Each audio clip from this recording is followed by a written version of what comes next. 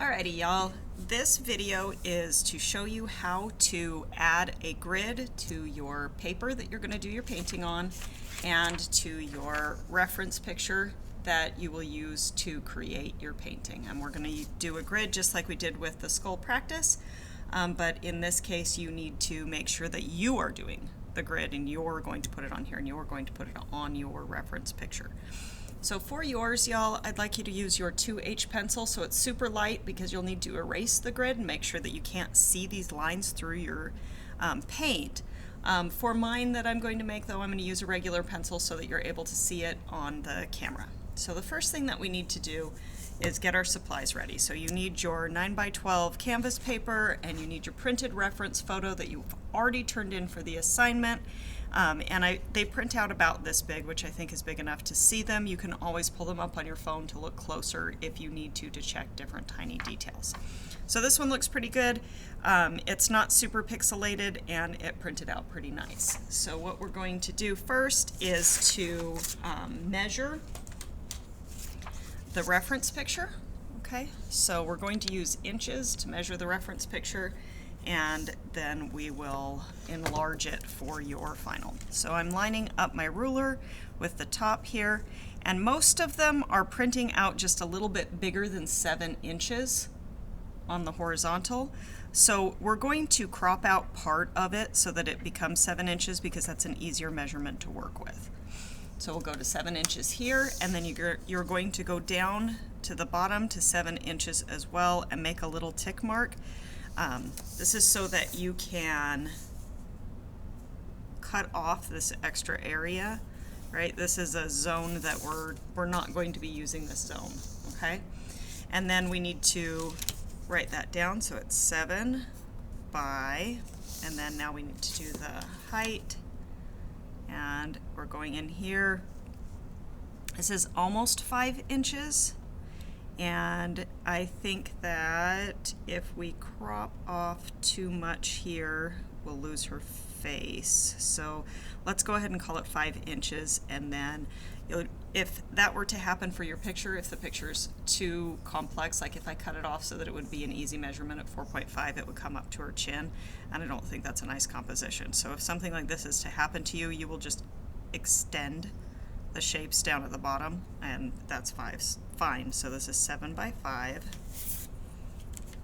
So then I will come over here and make a little mark at the 5 inches, right, in the same way that I did before.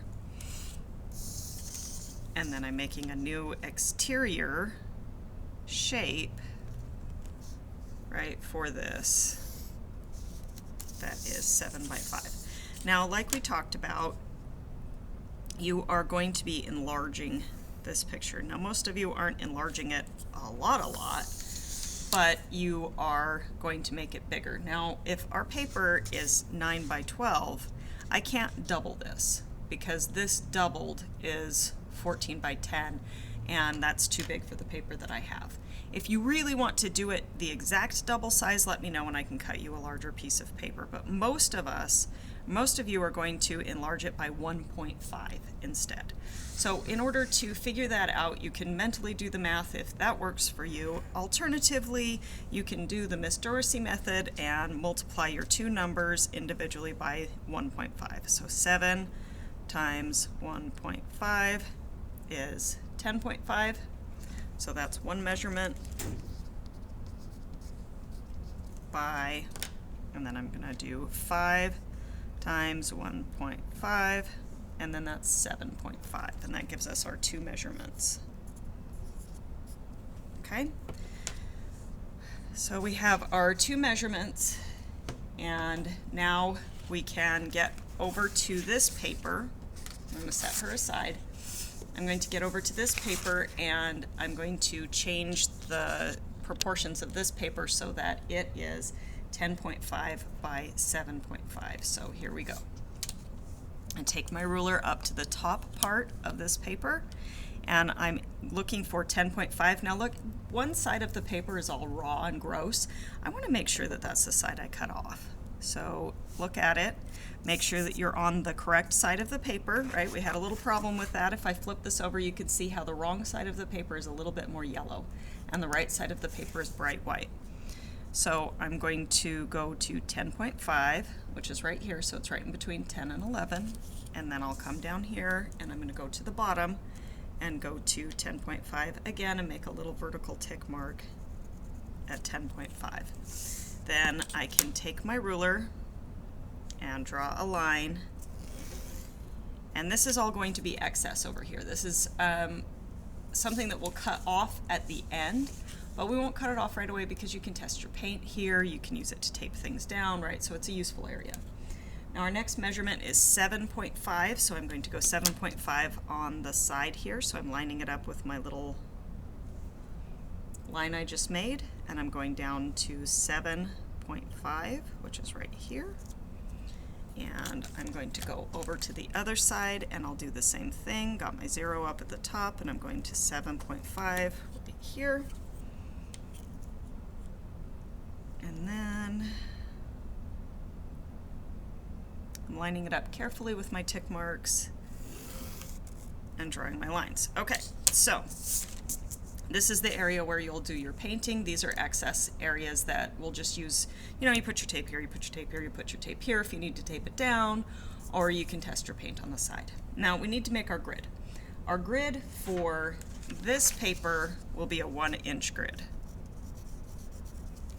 Our grid for this paper is going to be a 1.5-inch grid.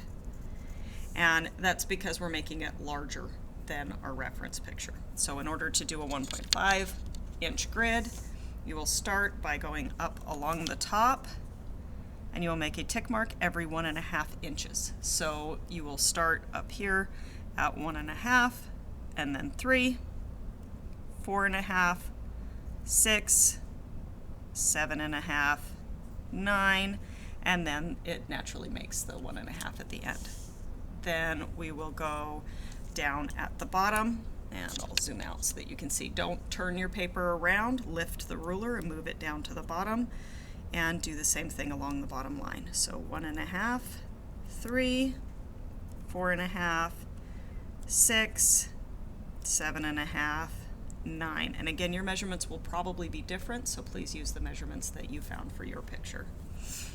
Then we're going to go over to the side and do the same thing along the side here. 1.5, 3, 4.5, 6, and then 7.5 is already done. And we'll go over here and do the same thing, 1.5, making sure it's parallel, 3, 4.5, 6, and then that one's already done. After you do that, you need to very carefully make your grid lines. And I'm going to line up my ruler so that both tick marks are showing and spread my fingers out in the middle of the ruler so that it holds it steady. Just like this.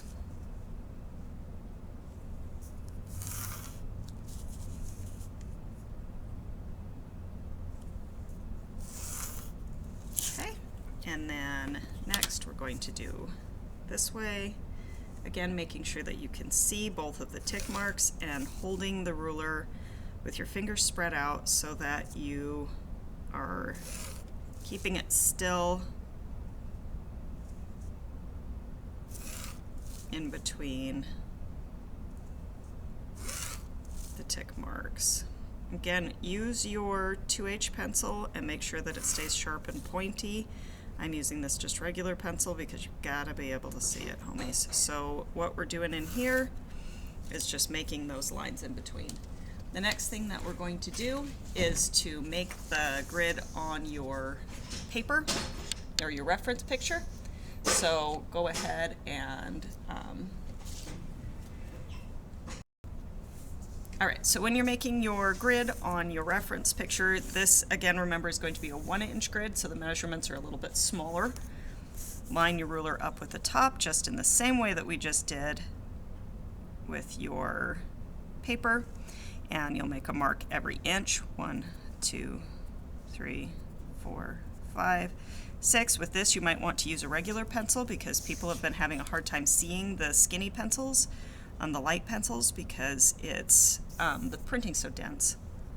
And then I'm going to go down and do 1, 2, 3, 4, 5, 6, and then we need to do the sides.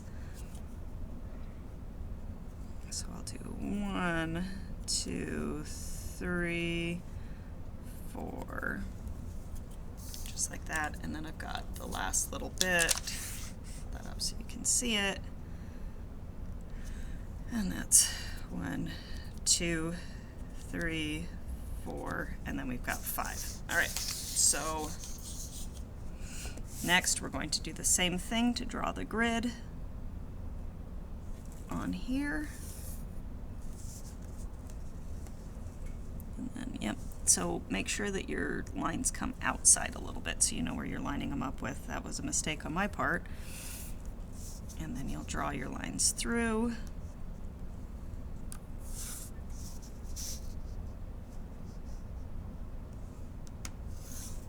Like that.